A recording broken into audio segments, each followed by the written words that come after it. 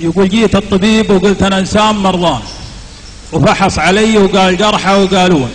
وجاب الحبوب أصناف وأشكال وألوان، قال كل هذه، قلت ماني مجنون، قال أنت تلعب، قلت ماني بسكران أكل حبوب جبتها من كرتون. وروحت من عنده معصب وزعلان وجيت المطوع، قال خذ زيت زيتون، قلت السبب، قال أنت بالحيل تعبان عندك قلق ومصارعة جن وعيون، قلت الله أكبر يا مطوع سليمان يلي تبيع الزيت والناس يشرون، يمديك من باع مطنطخ وفسقان ويمدي رصيدك فوق 20 مليون، قال انت صاحي، قلت صاحي يا وجعان انت وطبيبك كل ابوك متهلسون، انا بلايا منها وخدر الاعيان اشحن غلاه وخاطري منه مشحونة للعهد به، يوم روح مسيان عصرية الجمعة على جيب صالون، جيته موقف عند كبري بنبان في جيبهم تهريب علبة دركسون، وعطيتهم